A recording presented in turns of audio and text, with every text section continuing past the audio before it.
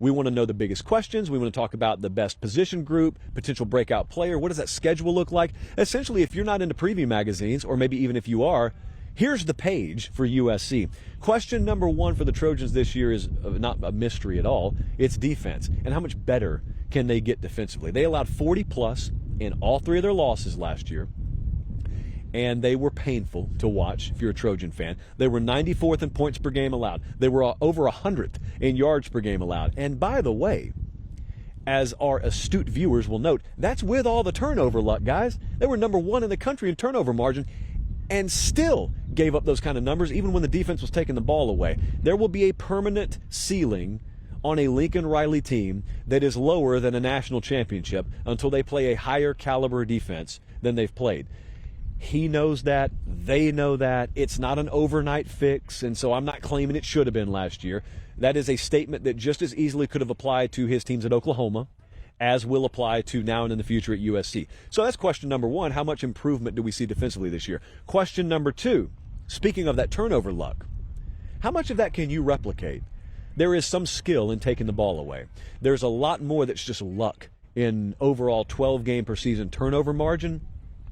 And I go back to this. I make a prediction for every team assuming your turnover margin will be even. You'll just be net zero. Not +5, not -5.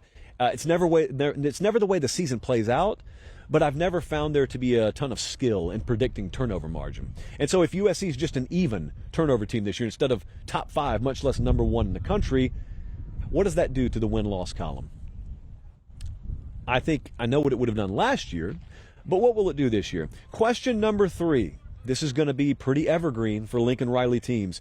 What is the impact of their portal additions, their portalees, if you will, on this year's team? And I'm specifically looking at defense. Now, you can go Marshawn Lloyd at running back. You can go all over the roster. I'm looking at defense, though. They were 4th in the transfer portal rankings. They took in 16 kids. They took Bear Alexander. Wasn't starting at Georgia, probably a plug-and-play there. Anthony Lucas played like 7 games out at A&M, instant plug-and-play there. The Jack Sullivan, the kid from Purdue, led him in sacks last year, probably an instant plug-and-play. Mason Cobb, probably their starting Mike linebacker, comes there by way of Oklahoma State. I had Cole Kubelik on the show about a month ago, and you guys railed against him, which I'm all for. Attack him. I don't care, as long as you do it verbally. But you guys were all over him because he criticized USC's inability to do things like tackle last year. And you said, well, Cole should know we totally revamped and overhauled our front. So you can't criticize this team because it's not last year's team. In theory, that's true. I would humbly but forcefully defend Cole and say, after a certain point, your head coach and his teams start to develop a reputation. That's been an ongoing downside of the Lincoln Riley team reputation. That's why it's a question. They've got to overhaul. They've got to address that. What's the best position group on this team? Caleb Williams was on this field behind me last night. He'll be here again tonight. It's an NFL quarterback. He just happens to be playing college. Not much more I can say. But I could easily go quarterback here. So, yeah, you got to return a Heisman Trophy winner. Probably the best in the country, about to be the number 1 overall draft pick. That would be easy. Let's go beyond that. I look at the receiver room. I look at the kids he's going to be throwing to. Mario Williams, I regret to inform you, outside of Los Angeles, is back. Dorian Singer led the Pac-12 in receiving yards last year at Arizona. So he crossed the desert. He comes over to L.A. You got Zachariah Branch. That's a 5-star. Deuce Robinson, who I also watched on this field last year, technically listed as a tight end. Deuce Robinson doesn't really look like a tight end, so he figures prominently into their rotation this year. Brendan Rice is still there, so they've got experience. They've got versatility. Those aren't all the same player. Probably most importantly in that room is they know who's throwing to them, and it's the best in the business in Caleb Williams.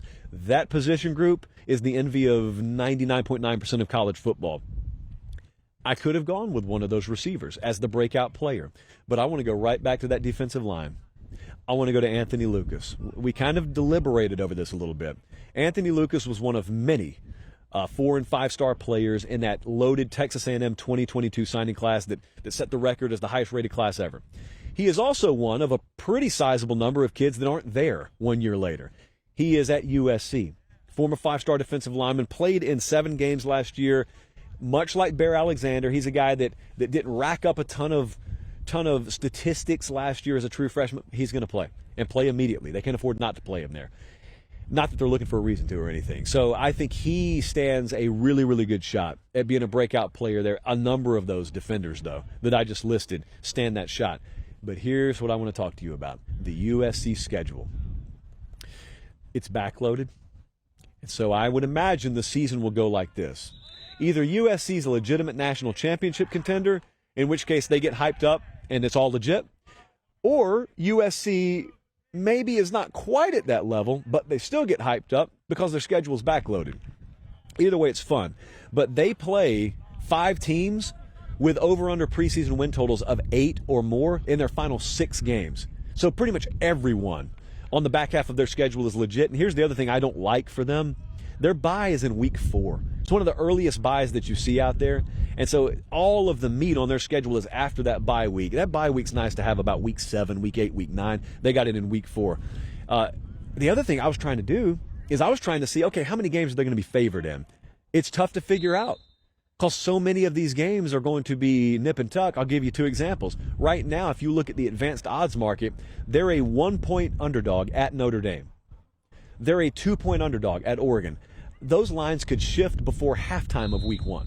So stands to reason, going to be close either way. They could be favored in 10 games, could be favored in all 12, could be favored in 9. We'll see how that works out. USC is going to be a fascinating team to watch this year because they're going to be in the mix of a number of quality teams out in the Pac-12. And then you've got the evergreen, every single season question about Lincoln Riley. Is this the year he has a good enough defense to pair with what figures to always be a really, really good offense and win a title?